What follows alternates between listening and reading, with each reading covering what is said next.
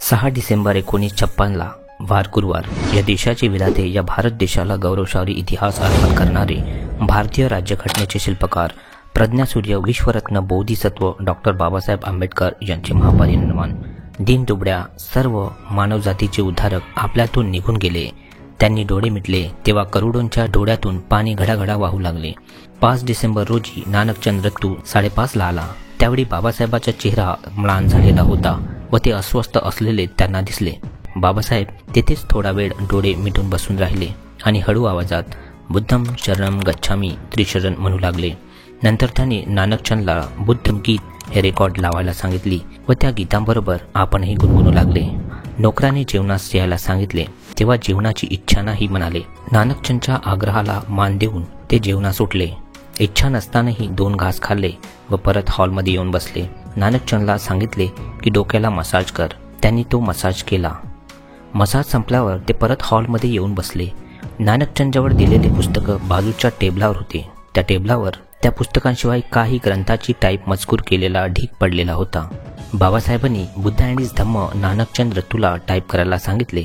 सर्व ग्रंथ रात्रीचे 11:15 टाईप करून झाले होते. नानकचंद रात्री घरी निघाले. इतक्यात सुदामाने त्यांना परत बोलावले व सांगितले, साहेब तुम्हाला बोलावतायत. ते परत येऊन बाबासाहेबांना म्हणाले, साहेब कशाला बोलावतायत? साहेब म्हणाले, बुद्ध अँड हिज धम्म हे सर्व इथे माझ्याजवळ ठेव. त्यावरून मला दृष्टी फिरवायची आहे. नानकचंदाने त्याचप्रमाणे केले व ते घरी जाताना थोड्या अंतरावर त्यांची सायकल पंक्चर झाली आणि सर्व दुकानंही बंद झालेली होती. त्यांना तसेच रखडत पायी जावे लागले. मध्यरात्री उलटली होती. झोपायला त्यांना 1 वाजून गेला होता. दिनांक 6ला म्हणजेच 6 डिसेंबरला नानकचंद रत्तू सकाळी नेहमीप्रमाणे उशिरा सुटला. त्यांच्या लक्षात आले की साहेबांनी सकाळी लवकर बोलावले होते. ते तसेच आपली सकाळची कामे भरभर आपटीत सामान बाहेर काढतात न काढतात तोच सुदामा त्यांच्या समोर उभा येऊन राहिला आणि म्हणाला, माई साहेबांनी तुम्हाला लागलीच बोलावले आहेत. मालगाडी घेऊनच पाठवले आहेत. असाल तसेच चला. नानकचंद तसेच बंगल्यावर गेला.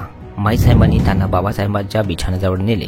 साहेब मी आलो आहो असे भांबावून मोठ्यांदा ओरडले. साहेबाच्या अंगाला त्यांनी हात लावला. त्यांना ते गरम असल्याचा भास झाला म्हणून ते छातीला मसाज करू लागले. माईसाहेबांनी नानकचंदला ऑक्सिजनचे सिलेंडर ओढायला सांगितले व साहेबांना ऑक्सिजन देण्याचा प्रयत्न केला. हे सर्व प्रयत्न निष्फळ ठरले. तेव्हा कळून चुकले की बाबासाहेबांच्या जीवनाचा प्रचंड ग्रंथ आटोपलेला आहे. साहेबांच्या जवळच्या टेबलावर एक सिरिंज व औषधे पडलेली होती. पुस्तके व टाईप केलेले कागदही अस्ताव्यस्त पडलेले होते. नानकचंदनी विचारले, हे कधी झालं? ही एवढी मोठी लायब्ररी, ही त्यांचे इस्टेट, याबद्दल ते माझ्याजवळ काहीच बोलले नाहीत. ते बाबा गेल्यांचे पाहून मोठ्यांदा रडू लागले. बाबासाहेबांतील बंगल्यातील माळी, सुदामा वगैरे सर्व लोक गोळा झाले. माळ्यांनी बाबांच्या पायावर लोडण घेतली व माझे भगवान गेले म्हणून ते मोठ्यांदा रडू लागले. माईसाहेबांनी ही बातमी सर्वांना कळवायला व पुढची व्यवस्था कशी करायची हे पाहण्यास नानकचंद यांना सांगितले. नानकचंदने सुमारे 9 वाजता फोन करण्यास सुरुवात केली. सर्व लोक 10:15च्या सुमारास आले. सर्वांचे बाबा गेले होते. दिल्लीतील निकटवर्तीयांना फोन केल्यावर मुंबईला सिद्धार्थ कॉलेजजवळ तळवटकरांना व औरंगाबादच्या मिलिंद कॉलेजवर वराडे गुरुजी यांना फोन करून ही दुःखद बातमी कळवली व त्याचबरोबर बाबांना पार्थिव देव मुंबईस आणत आहोत, तरी तुम्ही कोणीही दिल्लीस येऊ नये हेही सांगितले. सर्व मंडळी बाबांच्या पार्थिव देह मुंबईला चार्टर्ड प्लेनने न्यायची व्यवस्था करण्यात आली. इतक्यात माईसाहेब तिथे आल्या व म्हणाल्या की शव सारण्यातल्या न्यायची. ही चर्चा चालली असताना मंत्री व लोकसभेचे व लोक परिषदेचे सदस्य बाबासाहेबांना आदरांजली वाहण्यास आले. दुःखावेगात सर्वांच्या डोळ्यात अश्रू आले. शव सारनाथ येथे न नेता मुंबईला सर्व व्यवस्था ठीक होईल. बाबासाहेबांचे पार्थिव 5:30ला बंगल्याच्या बाहेर पडला तेव्हा बाबासाहेब जिंदाबाद, बाबासाहेब अमर रहे अशा घोषणा केल्या. लोकसमुदाय काश्मीरी दरवाजा, चांदनी चौक, नई सराई चौक, बाजार, हौज खास, अजमेरी दरवाजा, कनॉट प्लेस, गझन रस्ता, इंडिया गेट, शहाजहान रस्ता, पृथ्वीराज रस्ता या भागातून सफदरजंग विमानतळावर गेले. तेव्हा रात्री 9 वाजले होते. शव आणताना रस्त्याच्या दोन्ही बाजूला लाखो लोक रडत शेवटच्या दर्शनास उभे होते. बाबासाहेबांच्या नावाचा प्रचंड जयघोष केला. बरोबर रात्री 9:39 विमान दिल्लीहून निघाले. सकाळपासून गोळा झालेली निकटवर्तीय मंडळी नागपूरला उतरले होते. तिथे असंख्य अनुयायी भावपूर्ण श्रद्धांजली वाहल्यास प्रथम 6 डिसेंबरला दिल्लीत असे ठरवले होते. तारीख 7 सकाळी 10:30 वाजताच्या सुमारास शवाला अग्निसंस्कार करावा. तोपर्यंत बाबासाहेबांच्या मृत्यूची बातमी सर्व देशभर, संपूर्ण विश्वभर रेडिओ मार्फत दुपारपर्यंत पसरली. लोक मिळेल त्या वाहनाने व गाड्यातून जागा न मिळाल्यास टपावर बसून सुद्धा बाबासाहेबांच्या अंत्यदर्शनाला येऊ लागले.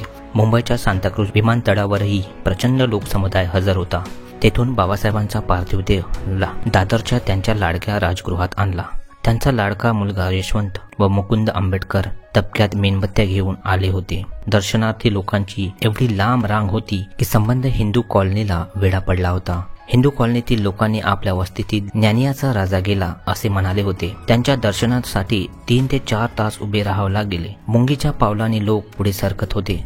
समता सैनिक दलांचे स्वयंसेवक व अधिकारी त्यांना जमलेल्या लाखो लोकांची व्यवस्था करण्यासाठी जीवाचे रान केले होते. या प्रेत यात्रेत पुढे व मागे लाखो लोक अश्रुगाळीत व बुद्धम शरणम गच्छामी त्रिशरण होनके देत म्हणत चालले होते. यात्रा Dadar Hindu colony, Parel, Elphinstone bridge, Sayani road, Gokhale road या मार्गाने दादरच्या चौपाटीवर आली. शिवाजी पार्कच्या भागेश्वर स्मशानभूमीत संध्याकाळी 6:30 सुमारास पोहोचली. बाबासाहेबांचे शव सर्वांना दिसेल अशा उंच व्यासपीठावर ठेवण्यात आले होते. 2 लाख लोकांनी त्यांचे अंत्यदर्शन घेतले. त्यांचे पुत्र यशवंतराव हातात बुद्धाची प्रतिमा घेऊन, माईसाहेब व पुतणे मुकुंदराव यांच्या हातात जळत्या मेणबत्त्याच्या थाळ्या घेऊन उभे राहिले होते. भगवान बुद्धाची मूर्ती घेऊन भिक्षूंनी विधीस प्रारंभ केला. हेच करून दृश्य पाहताना लक्षावधी लोकांच्या डोळ्यातून अश्रू वाहत होते. यानंतर महास्तवीर भिक्षू आनंद कौसल्यायन यांनी नमो तस्स भगवतो अरहतो सम्मा संबुद्धो ही प्रार्थना बुद्धम चरणम गच्छामी, धम्मम चरणम गच्छावी व संगम चरणम गच्छामी हे मंत्र व पंचशील विधी सांगितला.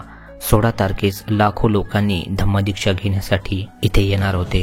देहासमोर लाखो अस्पृश्य धर्मांतर करण्याचा निश्चय करीत आहोत. लाखो हात वर झाले. भिक्षू आनंद कौसल्यायन यांनी आजच बाबांच्या नश्वर देहाला साक्षी ठेवून त्यांच्या अग्निसंस्कार प्रसंगी लाखो लोकांना धम्मदीक्षा दिली. त्यानंतर चंदनाच्या चितेवर चढवलेल्या बोधिसत्व डॉक्टर बाबासाहेब आंबेडकरांच्या शवाला सशस्त्र पोलीस दलाने त्रिसर बंदुकीचे बार काढून मानवंदना दिली. गंभीर स्वरात त्यांच्या देहाला यशवंतराव आंबेडकरांनी आपल्या प्रिय पित्याच्या पार्थिवाला अग्नी दिली. लाकडांनी पेट घेता लाखोंच्या अंतकरणानेही पेट घेतला. अग्नी भैयासाहेबांच्या हस्ते संध्याकाळी 7:15 देण्यात आला आणि रविवारला दिनांक 9 डिसेंबरला बाबासाहेबांची शक्षा एका मोठ्या कलशातून घालून तो कलश यशवंतरावांनी आपल्या डोक्यावर घेतले. तेव्हा तो कलश त्यांना प्रचंड वजनदार भासला. सर्व जगाचे ओझे आपल्याच डोक्यावर आहेत असे त्यांना जाणवले. आंबेडकरी चळवळीची जबाबदारी भैयासाहेबांच्या शिरावर येऊन ठेपली होती.